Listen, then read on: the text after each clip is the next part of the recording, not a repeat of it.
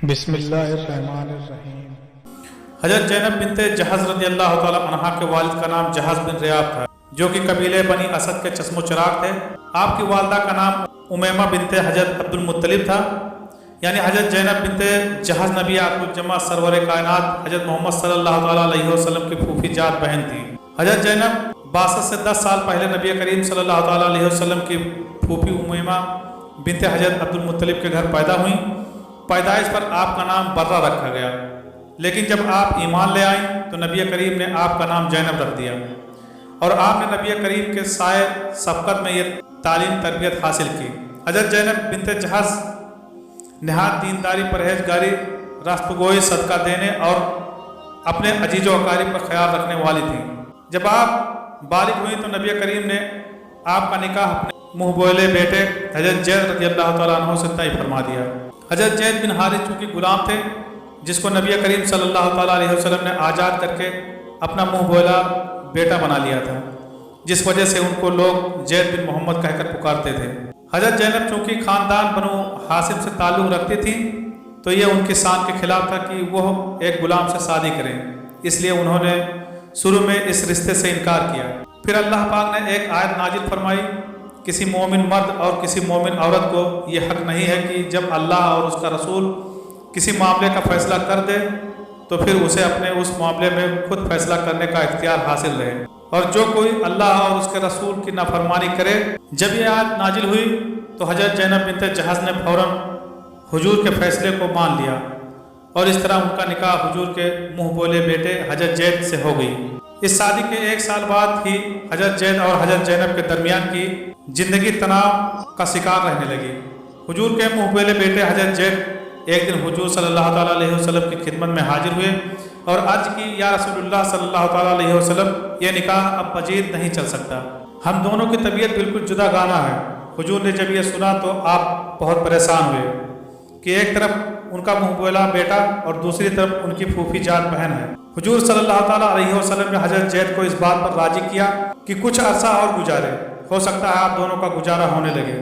اس بات کو قرآن میں اللہ پاک کیوں فرماتا ہے، اے رسول وہ وقت یاد کرو جب آپ اس شخص سے کہہ رہے تھے جس پر اللہ نے اور آپ نے احسان کیا تھا کہ اپنی بیوی کو اپنے پاس رہنے دے، اسے نہ چھوڑ، اور اللہ سے ڈر۔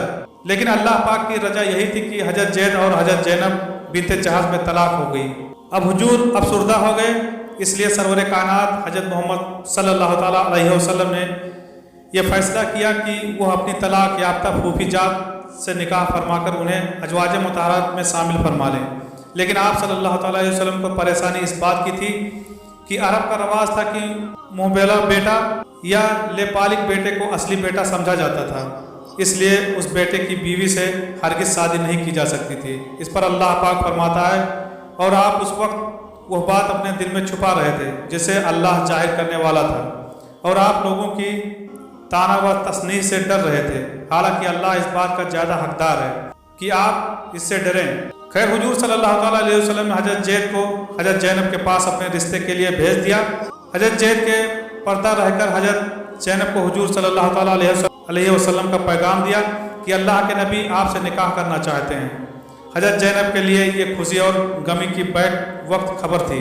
خوشی اس بات کی کہ ازواج مطہرات میں شامل ہونا دنیا کا سب سے بڑا اعزاز ہے، اور غم اس بات کا کہ میں تو حضور کے منہ بولے بیٹے زید کی طلاق یافتہ ہوں۔ پورے عرب میں یہ بات پھیل گئی۔ خیر، حضرت زینب حضرت زید سے فرمانے لگی کہ میں بغیر استخارہ کی اس بات کا فیصلہ نہیں کرنا چاہتی۔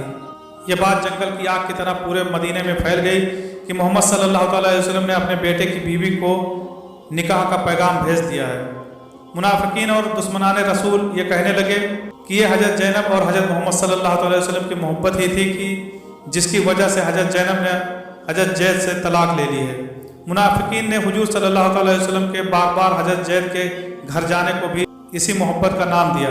اس طرح چیما گوئیاں عام ہو گئیں۔ ادھر حضرت زینب بنت جہز مسلح پر کھڑی ہوئی اور ادھر اللہ پاک نبی پاک صلی اللہ تعالیٰ علیہ وسلم پر وحی نازل فرما دی۔ وحی کے نازل ہونے سے ہی حضرت زینب اور حضرت محمد صلی اللہ تعالیٰ علیہ وسلم کا نکاح ہو گیا۔ وحی کے الفاظ کچھ اس طرح ہیں، جب زید نے اس عورت زینب سے اپنی حاجت پوری کر لی اسے طلاق دے دی تو ہم نے اس خاتون آپ کے نکاح میں دے دیا تاکہ اہل ایمان پر اپنے منہ بولے بیٹے کی بیوی سے نکاح کرنے کے معاملے میں کوئی تنگی نہ رہ جائے جب وہ ان سے اپنی حاجت پوری کر چکے ہوں اور انہیں طلاق دے کر فارغ کر چکے ہوں، اور اللہ کا حکم تو بہرحال ہو کر رہتا ہے۔ اس آیت کے آنے کے بعد حضور صلی اللہ تعالیٰ علیہ وسلم حضرت زینب کے گھر گئے اور جا کر ان سے فرمایا کہ اللہ نے وہی فرمائی ہے کہ ہم دونوں کا نکاح ہو گیا ہے، یعنی نبی صلی اللہ تعالیٰ علیہ وسلم کا زینب رضی اللہ تعالیٰ عنہ سے ازدواجی تعلق بلا اجر اور بلا عقد اور بلا تقرر مہر اور اس کے بغیر کی جس صحیح کو آپ صلی اللہ تعالیٰ وسلم کی امت کے حق میں قابل اعتبار سمجھا گیا ہے قائم ہو گیا تھا۔ اگلے دن حضور صلی اللہ تعالیٰ وسلم اور حضرت زینب بنت جہاز کا ولیمہ ہوا جس میں 300 صحابہ شریک ہوئے۔ ناظرین، مفسرین نے سورہ احزاب کی آیت نمبر 37 کی تفسیر میں لکھا کہ جب حضرت زینب کو اس آیت کے نازل ہونے پر نکاح کی خوشخبری دی گئی تو جس نے بصارت دی تھی اس کو وہ زیور نکال کر دے دیا جو اس وقت وہ پہن رکھی تھی، اور خود سجدہ میں گر گئی اور 2 مہینے کی روزے کی نیت کی۔ حضرت زینب کو اس بات پر بجا طور پر فخر تھا کہ سب بیویوں کا نکاح ان کے عزیز رشتہ داروں نے کیا، مگر حضرت زینب کا نکاح آسمان پر ہوا اور قرآن پاک میں نازل ہوا۔ اسی وجہ سے حضرت عائشہ سے مقابلے بھی کیا کرتی تھی کہ ان کا نکاح آسمان پر کیا گیا، جیسا کہ حضرت عائشہ رضی اللہ تعالیٰ عنہ فرماتی ہیں کہ ازواج مطہرات میں زینب بنت جہش ہی تھیں جو رسول اللہ صلی اللہ علیہ وسلم کی نگاہ میں عزت و مرتبہ میں میرا مقابلہ کیا کرتی تھی۔ ناظرین، حضور صلی اللہ علیہ وسلم کی اس شادی کی فضیلت یہ ہے کہ اسلام نے مساوات کا درس دیا، اس لیے آپ صلی اللہ علیہ وسلم نے ایک غلام آزاد فرمایا اور پھر ان کا منہ بولا بیٹا بنایا اور پھر انہی سے اپنی پھوپھی جات کی شادی بھی کروائی۔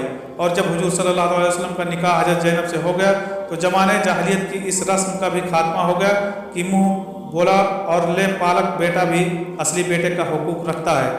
حضور نبی کریم صلی اللہ علیہ وسلم نے اپنی ازواج مطہرات سے فرمایا تھا کہ تم میں سے سب سے پہلے مجھ سے وہ ملے گی جس کا ہاتھ لمبا ہوگا۔ چنانچہ نبی کریم کے اس دنیا سے پردہ فرمانے کے بعد ازواج مطہرات اپنے ہاتھ ناپا کرتی، لیکن ہاتھ کی اس لمبائی سے مراد حضور صلی اللہ علیہ وسلم کا اشارہ فیاضی کی طرف تھا۔